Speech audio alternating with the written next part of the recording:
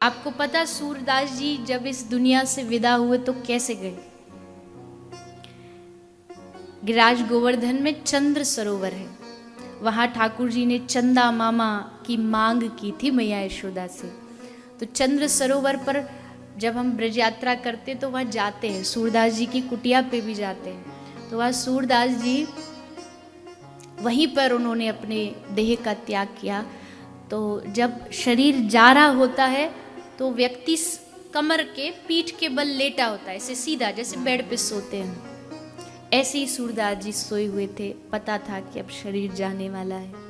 तो सूरदास जी की आंख में आंसू थे और जो आसपास के परिकर थे उनसे निवेदन किया, एक काम करो मुझे उल्टा लुटा दो, छाती के यानी वक्ष स्थल के बल लिटा दो। लोगों को बड़ा आश्चर्य हुआ कि ऐसी मांग क्यों कर रहे हैं।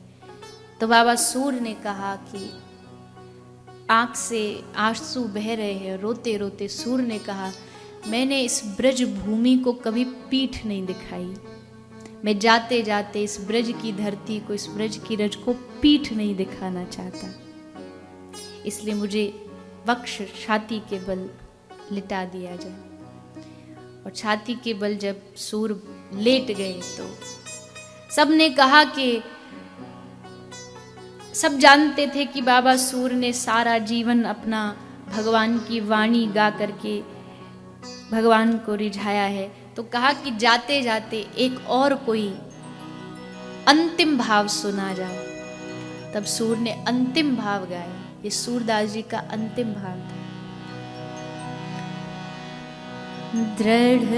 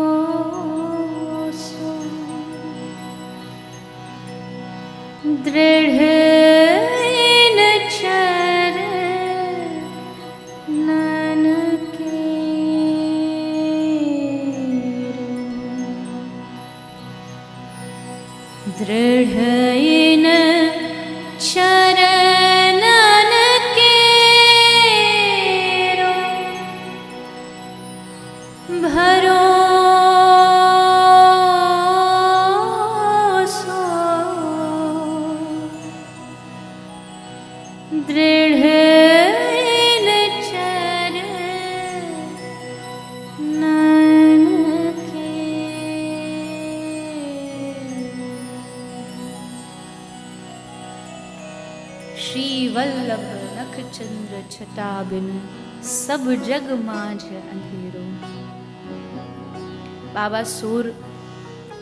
बाबा सूर की जो कथा है भक्तमाल में जो श्री नाभाजी ने लिखी, उसमें लिखा है कि सूर जब भी पद गाते तो उसमें अपनी निम्नता का भाव वर्णन करते। मौसम कौन कुटिल खलकामी आदि आदि बहुत भाव है सूरदास जी। तो वल्लभ महाप्रभु एक बार वल्लभाचार्य जी ब्रज आए तो पता चला सूर बड़ा अच्छा पद गाता है। तो वल्लभ महाप्रभु ने कहा बोल गा, क्या गाना है तुझे? तो यही सुनाया, मौसम कौन कुटिल। तो वल्लभ महाप्रभु हंसने लगे, तू भगवान का होके कैसे गिड़गिड़ाता रहता है? मौसम कौन कुटिल, अरे कुछ भगवान की लीला गा। तो सूर ने कहा कि प्रभु हे गुरुदेव, लीला गाने के लिए पहले मन में वो लीला होनी भी तो चाहिए, तब तो गा सकता हूं, है ही नहीं, सूखा हूं मैं, कृपा करो। और बस वल्लभ महाप्रभु ने स्पर्श किया। जैसे महाप्रभु का स्पर्श सूरदास को हुआ, सूरदास जी के हृदय में भगवान की सब लीला प्रकट हो गई। बाल लीला, माधुर्य लीला, सब लीलाओं के पद मन में प्रकट हो गए। ये होती है गुरु कृपा। गुरु छू देना तो काम बन जाता है। गुरु बस छूने से, गुरु का स्पर्श काम बना देता है।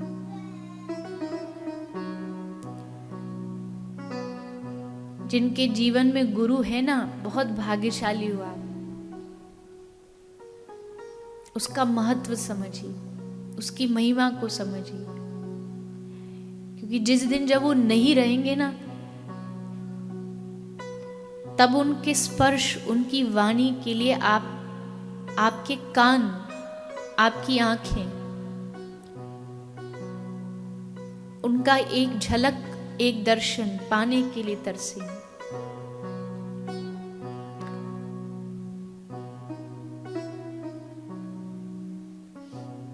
मेरे जो गुरुदेव थे, उनका एक स्वभाव था, उनका बड़प्पन था या जो भी था, वो अच्छे से जानते थे कि मेरे भीतर कोई गुण नहीं है, कोई ज्ञान नहीं है, पर गर्व था उनको इस बात का।